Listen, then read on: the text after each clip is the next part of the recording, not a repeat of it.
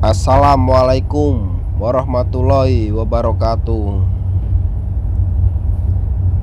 Saya akan menceritakan tentang sebuah cerita yang terjadi pada tahun 2017,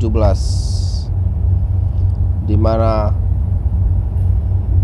pelaut bisa pulang setelah 4 tahun ditelantarkan di kapal. Ya, sumber ini diperoleh dari suara.com. Muhammad Aisyah namanya, bergabung dengan kapal terkutuk MV Aman pada tanggal 5 Mei 2017. Hari ini, setelah menghabiskan hampir 4 tahun di atas kapal dan terdampar di lepas pantai Mesir, dia dibebaskan dan diterbangkan pulang ke Suriah. Jadi, bagaimana perasaannya? Jawabannya dikirim melalui pesan teks dari pesawat di landasan di Bandara Kairo, Mesir. Singkat saja, lega, sukacita, bahagia, dan tak lama kemudian dia mengirimkan pesan suara. Bagaimana perasaan saya?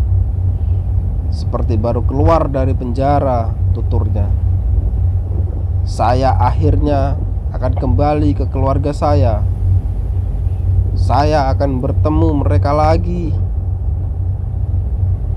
Kalimat tersebut menandai akhir dari cobaan berat yang telah membebani kesehatan fisik dan mental Muhammad Aisyah.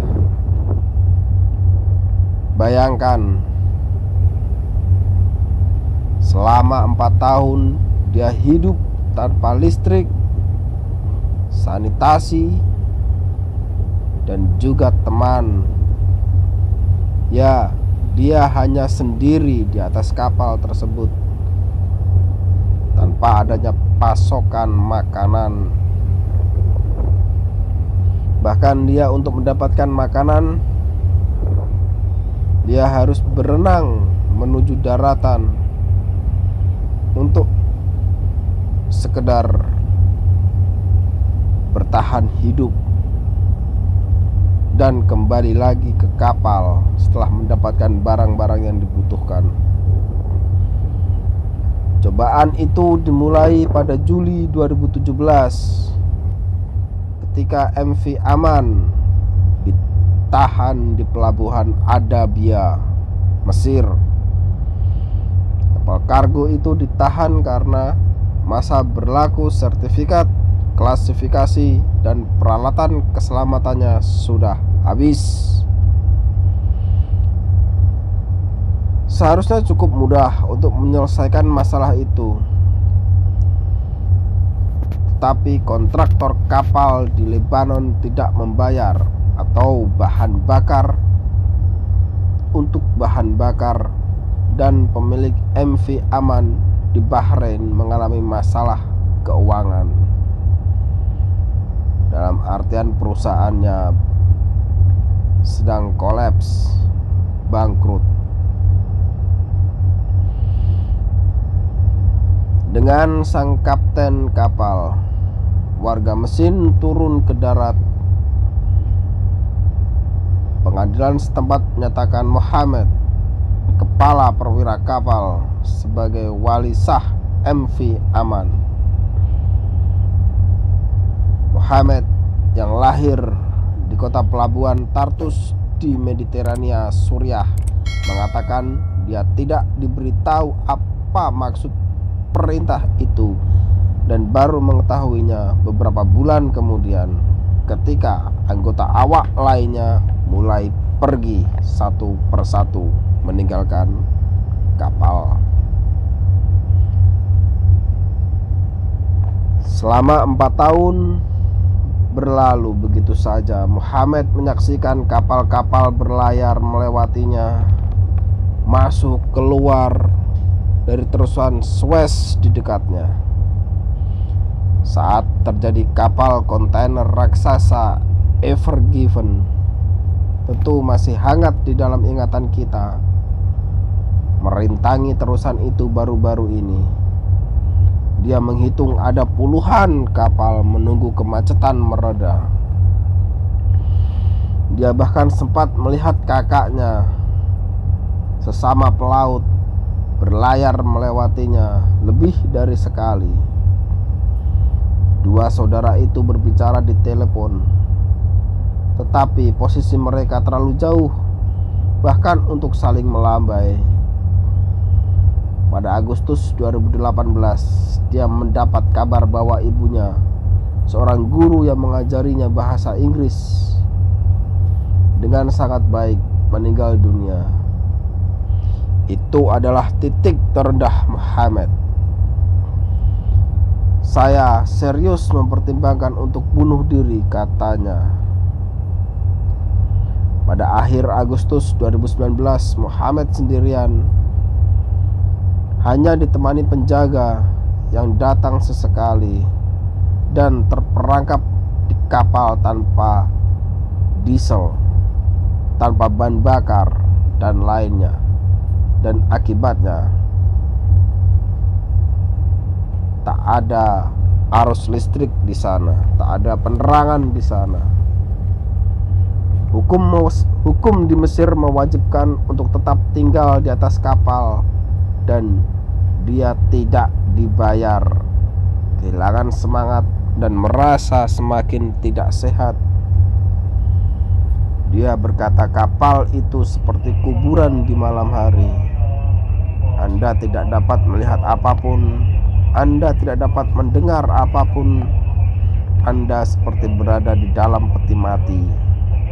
Dan pada Maret 2020, badai melemparkan MV Aman dari tempat berlabuhnya.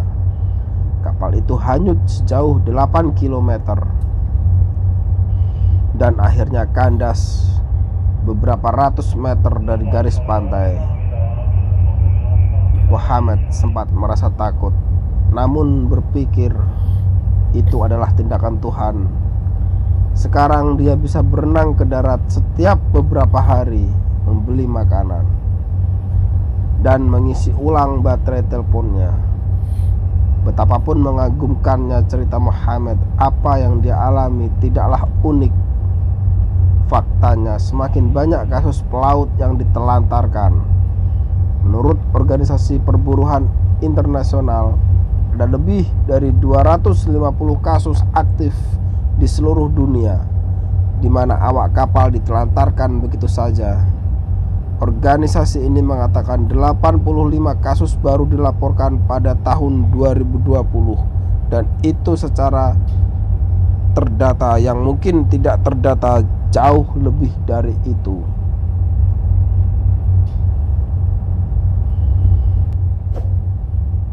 Kita bisa lihat dan kita bisa telaah lebih jauh kasus-kasus di Indonesia saja sudah banyak seperti itu. ABK-ABK ditelantarkan, ABK-ABK disia-sia, tidak dibayar,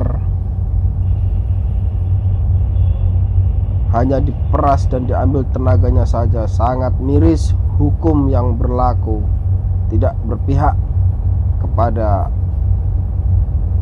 pelaut-pelaut kita.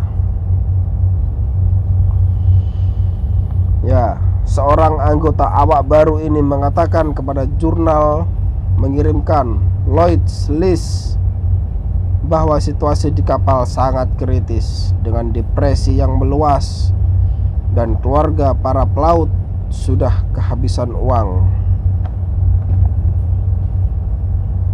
Pertama kali saya menemukan salah satu kasus ini, saya sangat terkejut, kata Andy Bowerman. Direktur Mission to Cyprus untuk Timur Tengah dan Asia Selatan. Saat ini kami sedang menangani satu kasus di mana perusahaan memiliki hipotek besar di kapal, tetapi utang maksudnya. Mereka jauh melebihi itu. Jadi kadang-kadang lebih mudah untuk memberitahu kru untuk membuang sauh dan hampir secara harfiah pergi begitu saja. Pemilik MV Aman, Telos Shipping dan Marine Service mengatakan kepada BBC bahwa mereka telah mencoba membantu Mohammed, tetapi mereka tidak punya pilihan. Saya tidak bisa memaksa hakim untuk mencabut perwalian yang sah, kata seorang perwakilan kepada kami. Dan saya tidak dapat menemukan satu orang pun di planet ini, dan saya sudah mencoba untuk menggantikannya.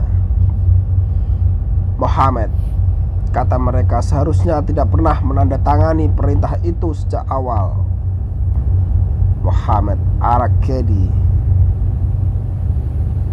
dan Federasi Pekerja Transportasi Internasional yang menangani kasus Mohammed pada bulan Desember mengatakan ini seharusnya menjadi momen refleksi bagi semua orang di industri perkapalan. Kasus Mohammed harus membuka perdebatan serius untuk mencegah penganiayaan seperti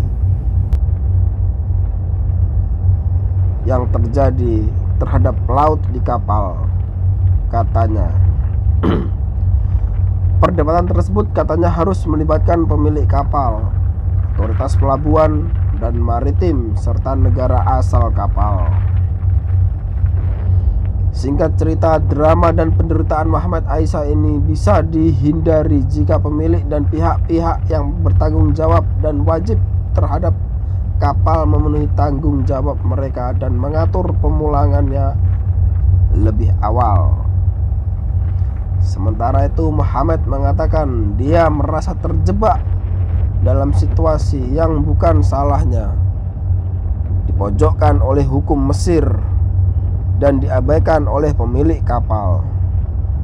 Dia mengatakan berbulan-bulan bisa berlalu tanpa komunikasi, membuatnya merasa kecewa dan terisolasi maksud saya. Bisa dibayangkan, itu dapat membuatnya berpikir dua kali untuk kembali ke laut. Akan tetapi, dia masih bertekad. Dia mengatakan bahwa dia piawai dalam pekerjaannya dan tidak menginginkan apapun selain melanjutkan pekerjaannya.